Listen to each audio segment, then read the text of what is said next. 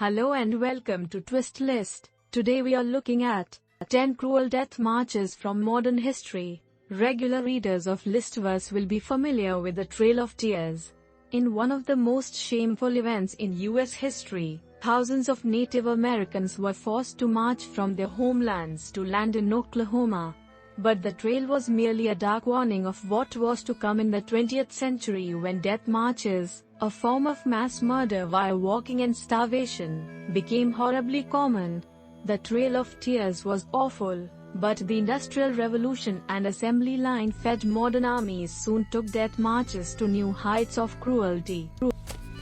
At number 10 we have the Armenian Genocide. In the 20th century, the world gained a new word: genocide.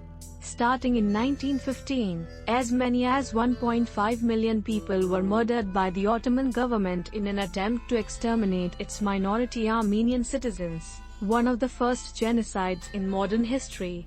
The Armenians came to call it Medzagan, the great crime. That the Ottoman government was using the marches themselves as a means of execution is clear.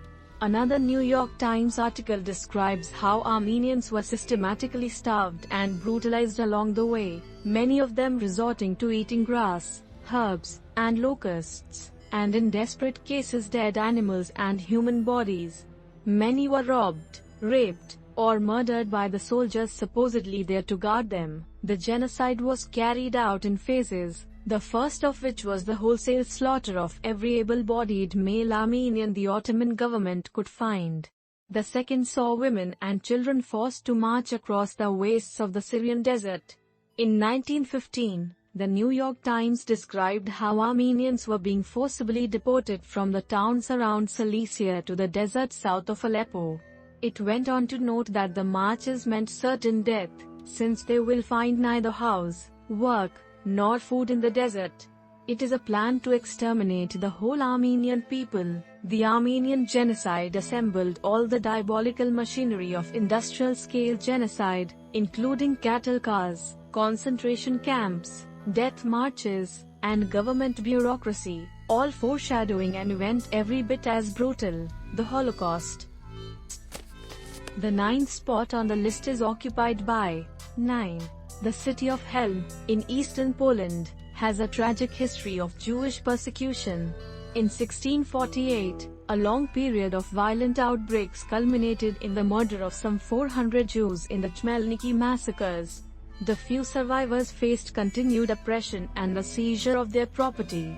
But even this pogrom would pale in comparison to the events of the 20th century. In a speech written for the unveiling of a monument to the victims of the march, Blima Lauber, whose father David survived the ordeal, quoted from his autobiography, "The Nazis started to call us and took away everything we had, beating and killing those who refused to obey. We were put in rows and the order was to walk out of the town and then run. If someone refused, he was shot dead. Nobody could speak nor look back or try to look at the person at his side. The Germans told us if someone would violate this order he would be immediately killed. In some places we would stop and several men were chosen to dig their own graves. And we, the other men, horrified and in panic, had to start running again." The events leading up to the Helm Death March began in October 1939, when occupying Soviet forces withdrew from the city as part of an agreement with Nazi Germany. On December 1, the Nazis rounded up the male Jewish population and compelled them to march to the Bug River, where they intended to force them over to the Soviet side. More than half of the marchers were killed along the way. At the Bug, the Soviets refused to allow the Jews to cross and many were forced to leap into the river and swim for the opposite bank. Of 2,000 Jewish men and boys who left Helm, it is estimated that as few as 150 survived. Number 8 on our list is 1939. The Stutthof concentration camp was established in 1939, built around what was originally a citizen internment camp on the Danzig-Elbing highway. It has been estimated that more than 1 lakh prisoners, including many non-Jewish Poles, passed through its electrified fences. It was from Stutthof that Professor Rudolf Spanner was said to have obtained the corpses needed to create his horrific soap made from human flesh. On January 25, 1945, as Soviet forces closed in on the camp, the official order to evacuate completely was issued. Over 25,000 prisoners were force-marched for 10 days, with food supplies for 2. The SS murdered anyone who fell behind. Smaller evacuations were arranged by sea, where thousands more perished. When the evacuations began, there were nearly 50,000 prisoners in the camp. The first 5,000 were marched to the Baltic Sea, forced to walk out into its waters, and machine-gunned down to the last man. Local civilians willingly participated in herding the prisoners down the beach to be killed. The remaining inmates were marched toward Lauenburg until, blocked by Soviet forces, they returned to Stutthof, where thousands more perished. Stutthof was liberated by the Red Army in March 1945. At number 7 we have Stutthof Death March. Arbeit macht frei. Read the sign at the front entrance. Work makes you free. The men were marched first, while women and children marched separately, all wearing little more than rags. In many cases, prisoners were forced to march while pulling their captors' luggage and weapons. Stragglers and those that attempted escape were executed immediately, with thousands of bodies forming a grisly trail behind the marches. In one case, a train packed with prisoners from Auschwitz was fired on by SS officers and the local police, killing more than 300 men. Up to 15,000 people lost their lives during the evacuation. One of the last death marches to take place under the Nazi regime occurred in mid-January of 1945. This was the evacuation of the notorious Auschwitz camp complex, the largest of its kind. The SS marched as many as 60,000 inmates, mostly towards Sloslowski and Gliwice, where they were loaded onto unheated freight trains to other camps. While the evacuation was supposed to consist only of the able-bodied, many sick or underage prisoners volunteered, based on the not unreasonable belief that anyone left behind would be murdered. Today, numerous memorials mark collective graves along the routes. A partial reenactment of the death marches is held yearly, during which thousands of mourners march in silence from the site of Auschwitz to Birkenau. The tour has the hopeful name of March of the Living. Number 6 on the list is 7. The Nazis weren't alone in instigating death marches during World War II. After the Battle of Bata in the Philippines in 1942, the Imperial Japanese Army forcibly transferred thousands of American and Filipino POWs to the former US base at Camp O'Donnell, killing up to 10,000 in the process. The prisoners were forced to walk 88 kilometers, 55 miles, to San Fernando, then were taken by rail to Capas and marched the remaining 13 kilometers, 8 miles, to the prison camp. Along the way, the Japanese army treated them in an infamously brutal fashion. The soldiers were denied water, forced to sit in the blazing sun for hours at a time, bayoneted, beheaded, shot, or simply left to die. Every day, they tied a man to a tree and shot him as an example to the others. Any native Filipinos who tried to help the prisoners were also shot. The Japanese at that time held a firm cultural belief that men should die before surrender, and their disdainful attitude toward POWs was partially responsible for the atrocities. Bata didn't begin as an intentional death march. After the surrender of the Allied forces, Japanese General Masaharu Homma realized that there were more prisoners than could be transported by truck to the nearest prison camp. The only other option was to march the malnourished men most of the way. After the war, General Homma was tried and convicted by a U.S. military commission and executed in 1946. The fifth spot on the list is occupied by 1945. In early 1945, after the airfield at Sandakan in northern Borneo had been bombed by Allied forces, Camp Commandant Hoshijima Susumu decided to move the Australian and British POWs housed there. Kept in 3 camps, The prisoners had already stopped being fed when it was announced that they were going to be marched to Jesselton, now Kota Kinabalu, to be used as laborers. Instead, they were marched to the town of Rano, 260 kilometers, 162 miles, away. At Rano, the situation did not improve. Brutality, disease, and starvation ravaged the camps, killing almost all of the prisoners. In August, the last 40 remaining POWs were executed. Susumu and 8 others were eventually tried and hanged for war crimes relating to the march. By then there were only 6 survivors, 3 of them pictured above, left to tell the tale. All were escapees.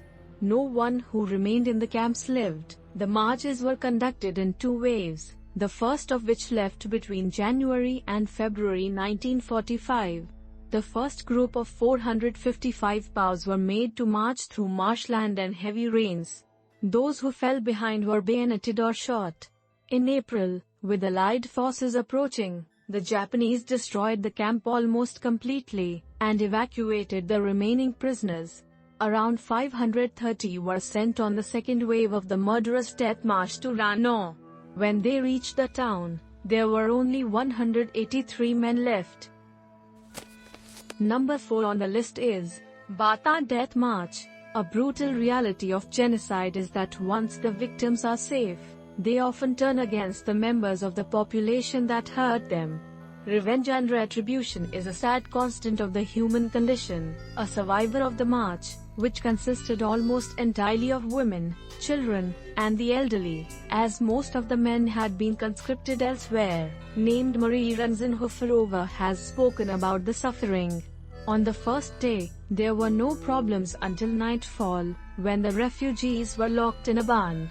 Romanian soldiers arrived, broke in, and began raping the women. There was shooting. People were beaten, and they tore their earrings off, and took their rings. Some people died, but in the camp, it was like a slaughterhouse. The next morning, at around 4 a.m., I got up and wanted to continue walking, and I saw they were loading the trucks with corpses, beginning on the very first day of peace after World War II. In an act precipitated by anti-Nazi sentiment, the 20,000 German inhabitants of Brno, the capital of the Czech province of Moravia, were forcibly expelled to Austria. The march began shortly after a German woman and her baby were clubbed to death and thrown into the Elbe River by an angry mob. From London, President Beneš issued radio speeches urging his people to take arms and kill Germans. Some people were expelled or killed simply for having German names. Upon arrival in Austria, Soviet forces refused entry to the refugees, and they were marched back to the city. There, they were interned in a field outside the village of Pohjalica, where many died of starvation and disease. Around 20,000 Germans participated in the marches, with at least 700 confirmed deaths. Over the following years, Eastern European countries would go on to expel millions of ethnic Germans. At the third place we have 5. The Korean War saw numerous death marches perpetrated by the North Koreans, most famously the Tiger Death March. The prisoners would have their combat boots and outer clothes confiscated despite the cold weather. Meals consisted of little more than a rice ball a day and little to no water. Many died from malnutrition and disease. During the march, a North Korean major known only by his nickname, the Tiger, led a group of approximately 850 American prisoners on the march north. Along the way, he and his guards killed 89 men. Those that survived the Tiger's cruelty took to calling themselves the Tiger Survivors. One survivor described the Tiger, a large man with a scar on his cheek, as someone with no humanity about him. The Tiger Death March was actually part of a series of marches, usually around 193 kilometers, 120 miles, to an internment camp near Pyongyang. One of the victims was an 80-year-old nun, part of a group of prisoners thrown in with the POWs for anti-communist activities. Only 262 men ever returned from the Tigers camps. One of the most celebrated survivors is Army Private First Class Wayne Johnson, who risked his life to record the names of 496 of the soldiers who lost their lives in captivity. At the second spot is 1945, the South Korean National Defense Corps incident, as it came to be known, is unique on this list in that it was a deadly march inflicted on an army by its own corrupt commanders. The US-backed Syngman Rhee was the first president of the Republic of Korea, also known as South Korea. He immediately gained a reputation for corruption, which extended to his rogue armed forces. In an effort to stop North Korea from commandeering men into their army, Rhee mandated that men 17 to 40 be conscripted into the National Defense Corps. Soon after, investigations revealed that the rogue's own commanders had embezzled the money. Several top officers were convicted and executed. Syngman Rhee was widely suspected of involvement. Although little evidence was ever found, the NDC had a budget for 2 lakh men, which promptly went missing. This became a disaster when a Chinese offensive led to the NDC being ordered on a forced march south in the dead of winter. Without funds to obtain food or clothing, up to 90,000 men died of starvation or exposure on the march. And finally, at number 1, Burner Death March. The evacuation of Phnom Penh, the capital of Cambodia, marks the blurring of the line between death marches and population displacements. The forces that would become known as the Khmer Rouge foreshadowed Pol Pot's brutal regime with a forced evacuation of the city on April 17, 1975. They claimed it would only last 3 days. Phnom Penh would remain almost empty for 3 years. Some food stockpiles were arranged outside the city, but the manner in which evacuees were treated largely came down to the individual commanders overseeing the groups. Many witnesses described corpses along the roads, remembering that people were killed because of something as small as not wanting to leave their bicycle behind. The most widely accepted estimate is that up to 2.6 million people were eventually expelled, but the numbers are hard to determine, with the CPK claiming as many as 4 million in 1977. The city's inhabitants were driven into the countryside, where many found themselves part of forced labor camps and collectives. While some claimed that the evacuations were not particularly violent, other witnesses stated that the CPK, Communist Party of Kampuchea, troops shot people that refused to leave their homes. Others reported seeing dead bodies lying in the streets. The event foreshadowed one of the greatest horrors of modern history, the Cambodian genocide. It was a mad nightmare of mass graves and warped political philosophy which would ultimately claim 1.5 to 3 million lives.